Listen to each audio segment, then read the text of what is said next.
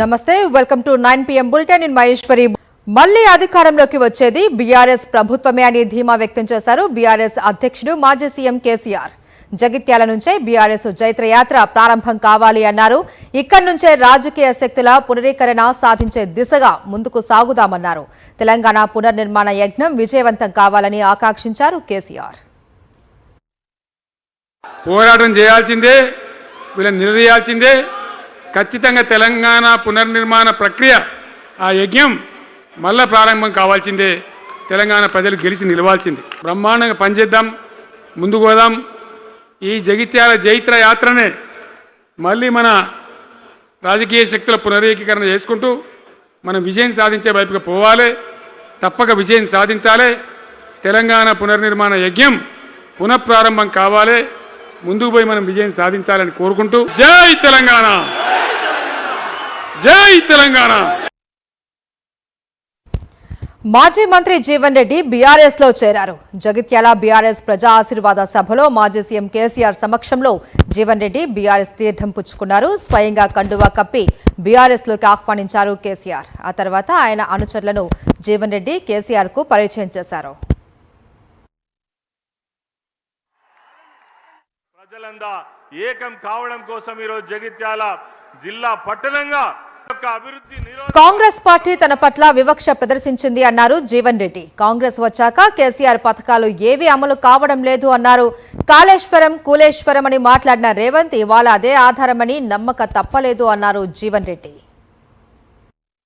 కేసీఆర్ గారు ఏదైతే జగిత్యాల పట్టణానికి వస్తున్న సందర్భంగా రేవంత్ రెడ్డి ఏదైతుందో నిద్ర లేచినట్టు నటిస్తుండని చెప్పి అంటున్నా. ఇక తుమ్మడేటి వేరే అటే పోయిందా? నీకు నిజంగానే సిన్సియారిటీ ఉంటే వీళ్ళు 3 సంవత్సరాలు గడుస్తుందా తుమ్మడేటి బ్యారేజ్ నిర్మాణం చేయగలుగుతూ కదా? ఎందుకు చేయలేకపోయినా చెప్పి అంటున్నాను.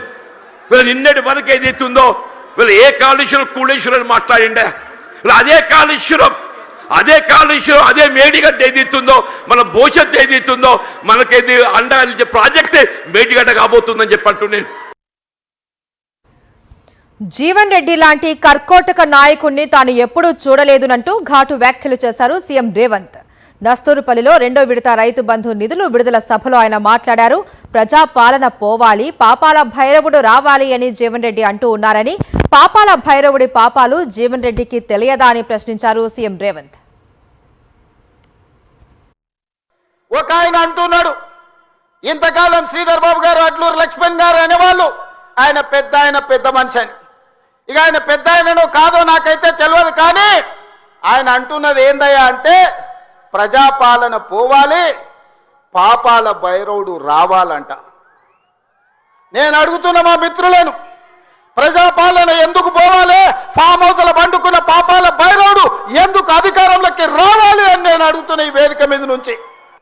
నీ నెత్తి మీద దరిద్రం ఉండి నువ్వు జగిత్యాలలో ఓడిపోతే, ప్రజలు తిరస్కరిస్తే, నీకు మంత్రి పదవి ఇవ్వకపోతే ప్రజాపాలన పోవాలనా?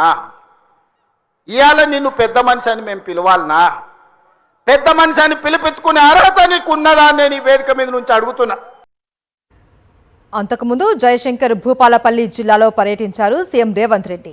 కాళేశ్వర ముక్తేశ్వర స్వామిని దర్శించుకున్నారు. ఆ తర్వాత ఆలయ అభివృద్ధి పనులకు శంకుస్థాపన చేశారు. అనంతరం మేడిగడ్డ బ్యారేజ్ ను మంత్రులతో కలిసి CM Revanth Reddy aerial survey నిర్వహించారు. ఆ తర్వాత ఇరిగేషన్ అధికారులతో సమీక్ష నిర్వహించారు. బ్యారేజ్ మరమ్మతుకు సంబంధించి అధికారులను వివరాలు అడిగి తెలుసుకున్నారు.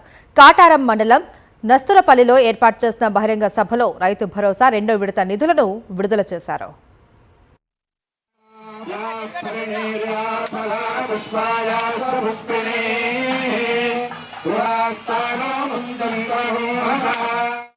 చంద్రబాబు లోకేష్ రాజకీయాల కోసం దిగజారి ప్రవర్తిస్తూ ఉన్నారని మండిపడ్డారు మాజీ ఎమ్మెల్యే రాచమల్లు శివప్రసాద్ రెడ్డి. చంద్రబాబు లోకేష్ కు కట్టప్పల్లా పనిచేస్తున్న పవన్ కళ్యాణ్ తల్లికి ఏనాడైనా శుభాకాంక్షలు తెలిపారా అని ప్రశ్నించారు. విజయమ్మ గారి జన్మదినం అయితే ట్వీట్ చేసినాడు ఆయన. ఏమది ఉన్నట్టుండి ఇంత ప్రేమ మునిపెన్నడూ లేదే. లోకేష్ బాబు గారు రాజకీయాల్లోకి వచ్చినప్పటి నుంచి గత 15 సంవత్సరాలుగా 2014 నుంచి ఇప్పటి వరకు 12-13 సంవత్సరాలుగా ఏ రోజు ఆయన జన్మదిన శుభాకాంక్షలు చెప్పలే. నిజాయితీగా మాట్లాడాలంటే ప్రజలారా, ఇంతవరకు ఎప్పుడే గాని వైఎస్ విజయమ్మ గారిని లోకేష్ బాబు గారు వైఎస్ విజయమ్మ గారని కూడా అనలే, పాపాత్ముడు. ఊసరవెల్లి రాజకీయాలకు కేర్ ఆఫ్ కేవలం చంద్రబాబే అన్నారు మాజీ మంత్రి అంబటి రాంబాబు. మహిళా బిల్లుకు అనుకూలంగా ఓటేసేందుకు వెళ్లిన వారు వ్యతిరేకంగా ఓటేసిన సీఎం దగ్గర డిన్నర్ ఎలా తీసుకున్నారు అని ప్రశ్నించారు. ఎన్డీఏలో ఉంటూ ప్రతిరోజు రేవంత్ రెడ్డితో హాట్ లైన్లో మాట్లాడతారన్నారు. రైతు బిల్లులు ఉన్నాయండి చంద్రబాబు నాయుడికి. మొన్న వెళ్ళారు, మహిళా బిల్లుకి అనుకూలంగా ఓటు వేయడానికి వెళ్ళారు. వ్యతిరేకంగా ఓటు వేసిన ముఖ్యమంత్రి గారి దగ్గర అద్భుతమైన డిన్నర్ తీసుకున్నారు, పూల గుచ్చాలు ఇచ్చారు, ఫోటోలు దిగారు. చంద్రబాబు ఒక ఊసరవెల్లి రాజకీయాలు.